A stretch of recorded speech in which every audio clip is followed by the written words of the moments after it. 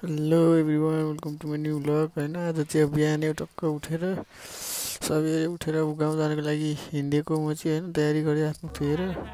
यहाँ चाहिँ हाम्रो टक्क यो गाडीमा साथीभाइ भेट्यो, यसो म रमाइलो कुराकानी हुँदै हामी चाहिँ अब यात्रामा अगाडि बढ्यो जडीबुटीबाट गाडी चढेर है। सिट पाएको छैन, अरूको सिटमा एकछिन बसिदिएको छौँ। पछाडि पछाडि भन्दैछ केटा, सेकेन्ड खल्यो यो।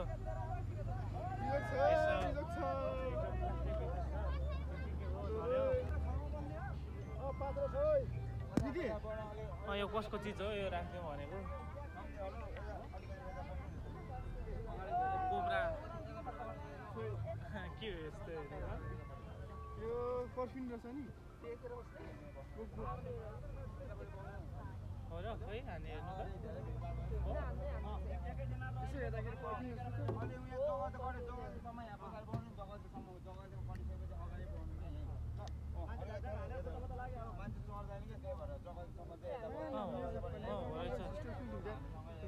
ठिक छ, स्टेटफुल हुँदैन कहाँ स्टेटफुल हुन्छ, यो त लङ ब्रक बनाउने हो।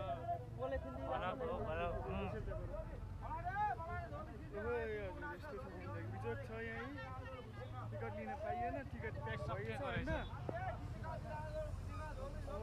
यस्तै छ, बिजोग तरिकाले जाने हो। अब घर बुकिङ छ 5 लाग्ने घरको लागि। यता अब हाम्रो हिराज सर होइन, अब अघि टक्क हिराज सर पनि बिजोग बारेमा अरू केटाहरू पनि छन् कि उता भक्तबुटीबाट होइन, छन् नि।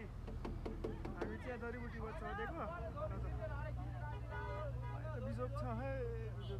म चाहिँ अब टिकट लिन पनि पाएन कि, अब टिकट लिउँ भन्दा पनि टिकटै सकिएर छ नि, त्यही भएर उभिएर नै जाने निदो गरेर अब गाडीमा टक्क बिजोग पारेर उभिएर नै जाँदैछु होइन।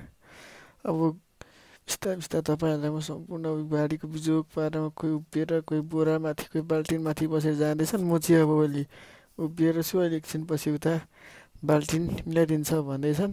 अब त्यही त्यसपछि के हुन्छ अब हेर्दै जाउँ। बाल्टिन पाएपछि त अलिक सहजै होला नि।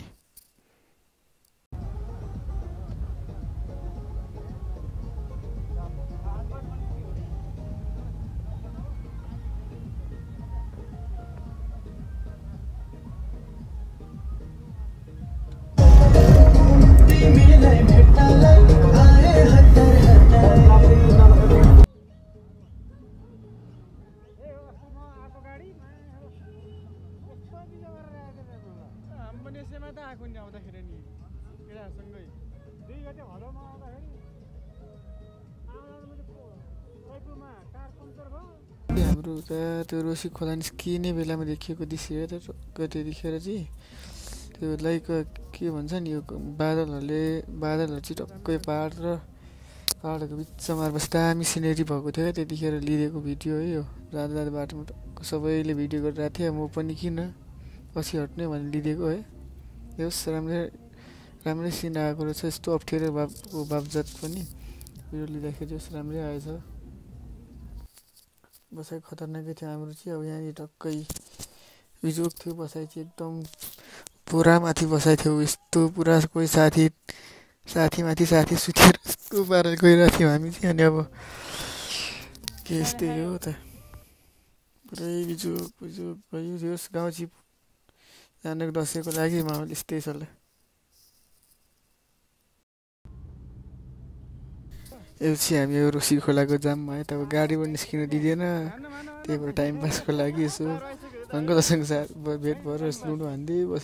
अब चाहिँ हामी टक्क अब ट्राफिक चेकिङ गर्ने एरिया कटेपछि चाहिँ हामी यो त्यहाँदेखि चाहिँ केही तल मान्छे बढी भएपछि हामी सबै प्रायः छतमै गएर बस्थ्यौँ कि यो हल्दी भन्छ, यो ठाउँलाई हल्दी उकालो भन्छ। त्यहाँदेखि चाहिँ हामीहरू टक्क अब तल बढी भएको मान्छेहरू प्रायः जस्तो छतमा गएर बसेको, त्यहाँदेखि त ट्राफिकको चेकिङ कमै हुन्छ नि त, सो त्यही भएर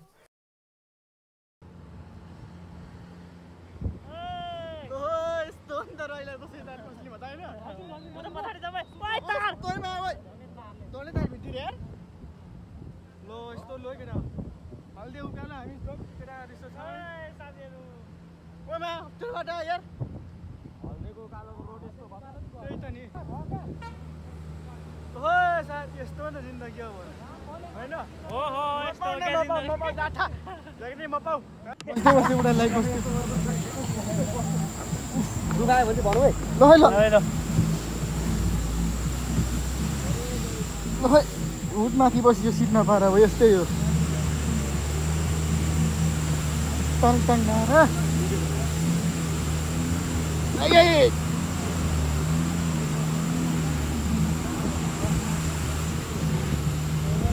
यस्तै सही लाग्छ तर केटाहरूलाई कोही सुतेर कोही उठेर ध्यान चाहिँ बढी भएर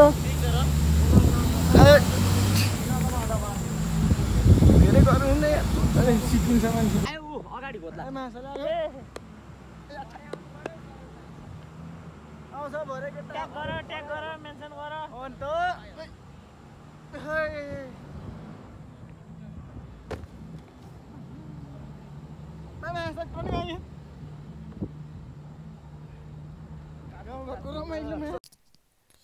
अब चाहिँ लगभग अब गाउँ पुग्नको लागि 2 घन्टा जतिको मात्रै बाटो बाँकी रहन्छ यहाँबाट अघिसम्म चाहिँ हामी छतमै थियौँ नि त अब छतबाट तल बिस्तारै बिस्तारै मान्छेहरू भित्र मान्छेहरू घट्दै गएपछि त हामी पनि तल झरेरहेछु सिट खाली रहेछ सिट खालीमा बसिदिएको दिनभरि उभिए पनि अब एकछिन चाहिँ बस्थ्यौँ न भन्ने भयो नि त टक्क जाँदै गर्दाखेरि अब यसो बाटोमा राम्रो सिनहरू देखियो अब ग्रिन सिनेरी देखेपछि त्यसो एकछिन अब क्याप्चर गर्ने परिहाल्यो क्याप्चर गर्दै जाने हो अब यो ठाउँलाई चाहिँ हाम्रो यो सिरिसे भन्छ नि त यो ठाउँलाई अब सिरिसेबाट अलिकति उता जाने बित्तिकै ढाडे आउँछ त्यो ढाडे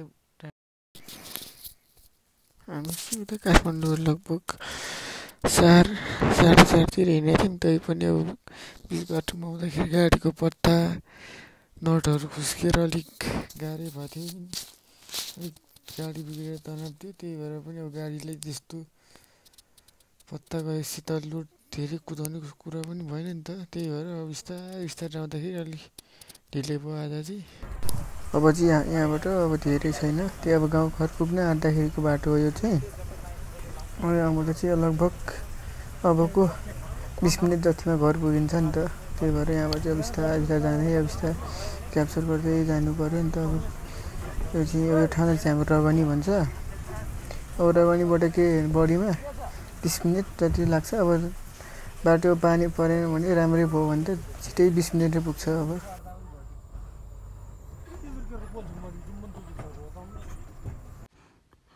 गाइजहरू होइन फाइनली घर पुग्यो त अब मेरो घर चाहिँ तलै हो तैपनि अब सामान राखिदिएर माथि थोरै काम पऱ्यो माथितिर झरेको म चाहिँ अब है त्यही भएर सो अब जे जस्तो भए पनि गाउँ पुगेपछि त अब छुट्टै आनन्द आउने